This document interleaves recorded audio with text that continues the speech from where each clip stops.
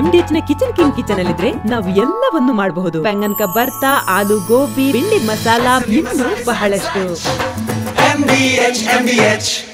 ಇನ್ನು ನೂರಾರು ಶವ ಹೂತಿಟ್ಟಿದ್ದೇನೆ ಎಂದಿದ್ದ ಮಾಸ್ಕ್ ಮ್ಯಾನ್ ವಿಚಾರಣೆ ಬೆಳ್ತಂಗಡಿ SIT ಕಚೇರಿಯಲ್ಲಿ ಚುರುಕುಗೊಂಡಿದೆ. ಇತ್ತ 1995ರಿಂದ 2014ರವರೆಗೆ ಸಿಕ್ಕಂತಹ ಮೃತದೇಹಗಳನ್ನ ಪೋಸ್ಟ್ ಮಾರ್ಟಮ್ ಮಾಡಿರುವ ವೈದ್ಯರ ಬಳಿನೂ ಕೂಡ SIT ಮಾಹಿತಿ ಸಂಗ್ರಹಿಸ್ತಾ ಇದೆ. ಇನ್ನು ಯೂಟ್ಯೂಬರ್ ಸಮೀರ್ಗೂ ಕೂಡ ಸಂಕಷ್ಟ ಎದುರಾಗಿದೆ.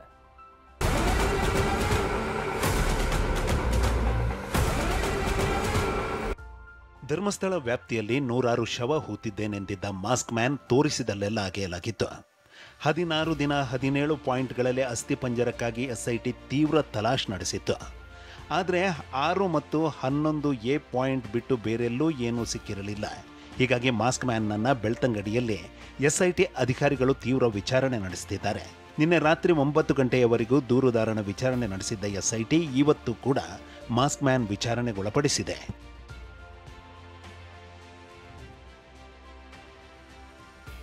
ಒಂದು ಕಡೆ ಮಾಸ್ಕ್ ಮ್ಯಾನ್ ವಿಚಾರಣೆ ನಡೆಯುತ್ತಿದ್ರೆ ಮತ್ತೊಂದು ಕಡೆ ನೇತ್ರಾವತಿ ನದಿಯ ತಟ ಸೇರಿ ಹಲವೆಡೆ ಕೊಳೆತ ಸ್ಥಿತಿಯಲ್ಲಿ ಸಿಕ್ಕ ಮೃತದೇಹಗಳನ್ನು ಸ್ಥಳದಲ್ಲೇ ಮರಣೋತ್ತರ ಪರೀಕ್ಷೆ ನಡೆಸಿ ಹೂತು ಹಾಕಲಾಗಿತ್ತು. ಈ ರೀತಿ ದಫನ್ ಮಾಡಲಾದ ಮೃತದೇಹಗಳ ಬಗ್ಗೆ SIT ತನಿಖೆ ಕೈಗೆತ್ತಿಕೊಂಡಿದೆ. 1995ರಿಂದ 2014ರವರೆಗೆ ಪೋಸ್ಟ್ ಮಾರ್ಟಮ್ ಮಾಡಿದ್ದ ವೈದ್ಯರ ಬಳಿ ಸ್ವತಃ ಪ್ರಣಬ್ ಮೊಹಂತಿ ಮಾಹಿತಿ ಸಂಗ್ರಹಿಸಿದ್ದಾರೆ. On spot post mortem theory ಬಗ್ಗೆ ಮಾಹಿತಿ ಮೊಹಂತಿ ಸಂಗ್ರಹಿಸಿದ್ದಾರೆ. ಹೇಗೆ ಮತ್ತು ಏಕೆ ಸ್ಥಳದಲ್ಲೇ ಪೋಸ್ಟ್ ಮಾರ್ಟಮ್ ಮಾಡಿದ್ದೀರೆಂದು ವಿಚಾರಣೆ ನಡೆಸಿದ್ದಾರೆ. ನೇತ್ರಾವತಿ ತಟ, ಬಂಗ್ಲೆಗುಡ್ಡೆ ಸುತ್ತಮುತ್ತಲು ಪೋಸ್ಟ್ ಮಾರ್ಟಮ್ ಮಾಡಿದ್ದರ ಬಗ್ಗೆ ಫೋರೆನ್ಸಿಕ್ ವೈದ್ಯರಿಂದ ಫೋಟೋ ಸಹಿತ SIT ದಾಖಲೆ ಸಂಗ್ರಹಿಸಿದೆ. ಆತ್ಮಹತ್ಯೆ, ಅಸಹಜ ಸಾವು ಪ್ರಕರಣದ ಪೋಸ್ಟ್ ಮಾರ್ಟಮ್ ಬಗ್ಗೆ SIT ವಿಚಾರಣೆ ನಡೆಸಿದೆ.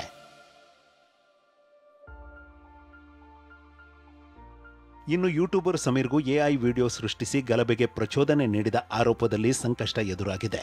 ಕೋರ್ಟ್ನಿಂದ ನಿರೀಕ್ಷಣಾ ಜಾಮೀನು ಸಿಕ್ಕಿದ್ದರೂ ನ್ಯಾಯಾಲಯ ಹಲವು ಷರತ್ತು ವಿಧಿಸಿದೆ.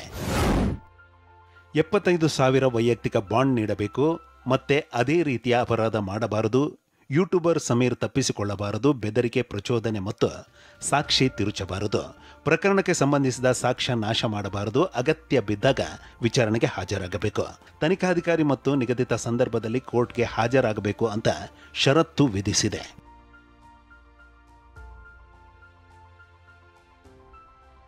ಇತ್ತ ಅನನ್ಯ ಭಟ್ ಪ್ರಕರಣವನ್ನ SIT ಗಂಭೀರವಾಗಿ ಪರಿಗಣಿಸಿದೆ. ಅನನ್ಯ ಕೇಸ್ನ ಪೂರ್ವಾಪರಕ್ಕೆ ದಕ್ಕಲು ಮುಂದಾಗಿರುವ SIT ಅನನ್ಯ ಅಸ್ತಿತ್ವದ ಬಗ್ಗೆ ಮಾಹಿತಿ ಕಲೆ ಹಾಕಿದೆ.